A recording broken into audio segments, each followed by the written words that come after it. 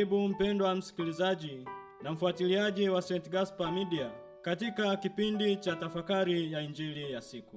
Leo Jumatatu katika oktava ya Pasaka mwaka A wa Kanisa.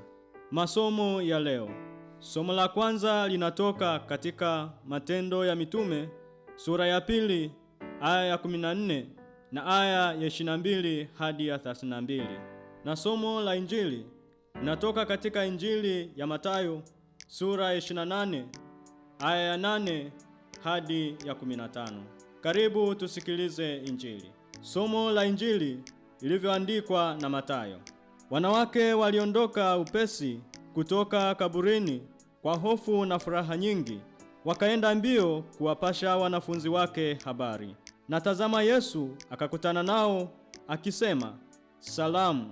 Wakakaribia, wakamshika miguu, wakamsujudia. Kisha Yesu akawaambia, "Msiogope. Enendeni mkawaambie ndugu zangu waende Galilaya, ndiko watakaponiona."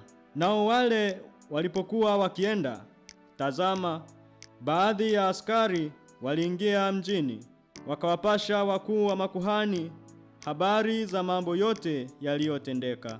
Wakakusanyika pamoja na wazee, wakafanya shauri. Wakawapa askari fedha nyingi, wakisema, "Semeni ya kwamba wanafunzi wake walikuja usiku wakamwiba, sisi tulipokuwa tumelala." Na neno hili likisikilikana kwa liwali, sisi tutasema naye, nanyi tutawaondolea wasiwasi. Basi wakazitoa zile fedha, wakafanya kama walivyofundishwa, na neno hilo likaenea katika Wayahudi hata leo. Neno la Bwana. Sifa kwako Kristo. Wapendwa katika Kristo, Injili hii ya leo mwendelezo wa habari kuhusu ufufuko wa Yesu. Katika Injili hii mwanamke anapewa nafasi ya kushuhudia ukweli juu ya Kristo mfufuka na kuwa mjumbe wa kwanza wa Kristo kwa mitume. Kuonekana kwa ghafla kwa Yesu kulipaswa kuwashangaza sana wanawake. Aliwapa salamu ya kawaida. Walipiga magoti miguuni pake na kumwabudu. Kushika miguu ya mtu kulikuwa tendo linalotambulika na kuomba na kutoa heshima. Ndugu wapendwa, Injili zote zinataja kwamba wanawake ndio wa kwanza kumwona Yesu akiwa hai. Hii ni ushahidi kwamba ufufuko ulikuwa wa kweli. Katika utamaduni ule, ushuhuda wa wanawake haukupewa heshima kubwa. Ni katika Injili hii tunatambua kwamba ukweli juu ya ufufuko wa Yesu halikuwa jambo la kawaida katika utamaduni wa Kiyahudi, kwani wanawake walioonekana dhaifu ndio wanapewa nafasi ya kwanza kwa kupewa ujumbe huu juu ya ufufuko wa Yesu, kwanza kupitia malaika na pia kupitia Yesu mwenyewe. Matukio haya ya simulizi la ufufuko ni kuonekana kwa Yesu aliye hai kwanza kwa wanawake na kisha kwa wanafunzi wake, yaani wale 11. Kaburi tupu si ushahidi wa kutosha peke yake wa ufufuko wa Yesu. Kinachoweza kuwa cha maamuzi pekee ni ushuhuda wa mashahidi wa kuaminika kwamba Yesu alifufuliwa kutoka kwa wafu, kwanza kupitia wanawake waliopewa nafasi ya kwanza na pia mitume waliohubiria mataifa juu ya ufufuko wa Kristo.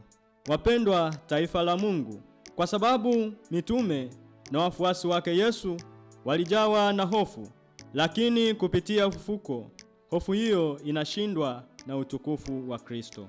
Katika Injili hii Yesu aliwatuliza wanawake kutoka katika hofu zao kama malaika alivyofanya, na akarudia maagizo ambayo malaika alikuwa amewapa kuwa waende kuwajulisha wanafunzi wake juu ya ufufuko.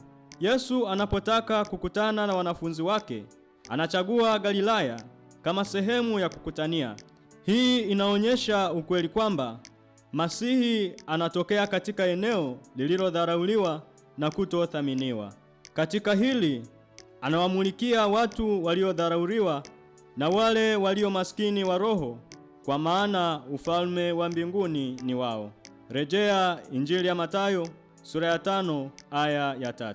Yesu aliye hai alijitokeza kwanza kwa wanawake ambao ushuhuda wao haukuhesabiwa miongoni mwa Wayahudi, kwamba ushuhuda wao usingeaminika mbele ya Wayahudi. Lakini pia Galilaya inachukuliwa kama nchi ya mataifa. Rejea Injili ya Mathayo sura ya 4 aya ya 15.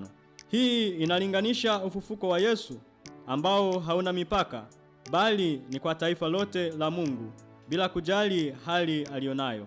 Inalingana utume wa mataifa katika Injili hii ambayo ni matayarisho ya agizo la Yesu kuhusu utume wa mataifa kwa kumhubiri Kristo mfufuka akiwa huko Galilaya.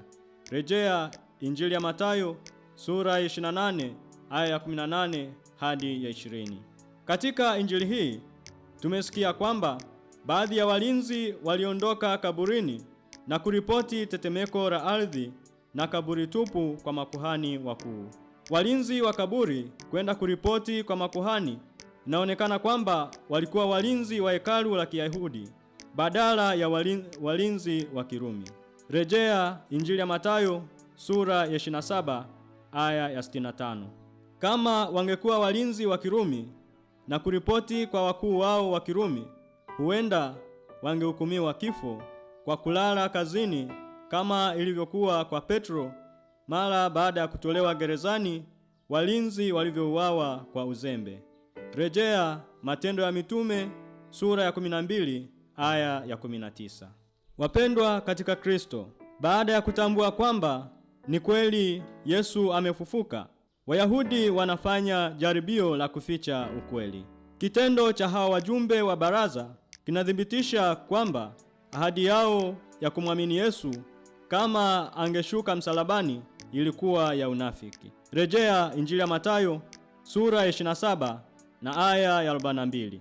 Waliendelea kujali zaidi heshima zao na mambo ya manufaa kuliko ukweli, na hivyo wanashawishi walinzi kukataa ukweli juu ya ufufuko.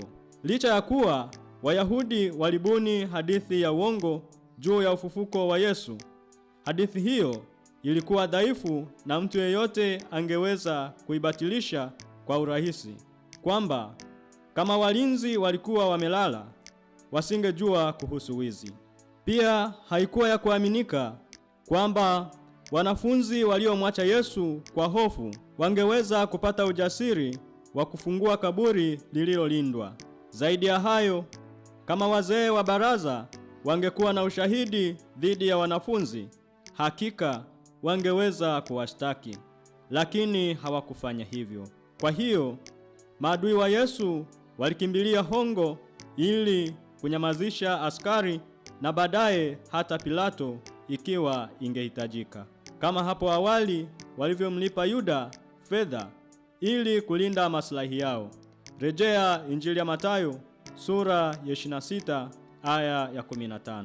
Ndugu wapendwa, leo katika Jumatatu hii nzuri ya Pasaka, tunapokutana na tofauti kubwa katika masomo kuhusu jinsi ya kuitikia ukweli wa kushangaza wa ufufuko wa Yesu, njia tunayoweza kuingia zaidi katika maisha ya Yesu aliye hai ni hapa katika komunyo takatifu, ambapo tunapokea mwili na damu yake aliye hai. Tunapojitayarisha si tu kupiga magoti na kumheshimu, si tu kushika miguu yake, bali kumpokea ndani yetu, ili mwili na damu yake viende kutoka kwenye akili zetu hadi kwenye vidole vyetu. Tunamwomba atutie nguvu kwa furaha na kukutana naye, ili nasi kama Maria na Petro tukimbie kuambia wengine habari njema hii. Na kushukuru kwa kutafakari pamoja nami Injili ya leo.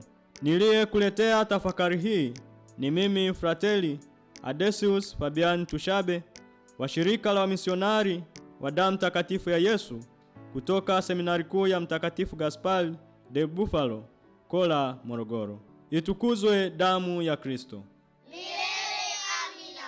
Kondoo imara apeperusha bendera nyeupe na safi ya sheria, ushindi wa kimungu, nasi tunajivunia imani twasaka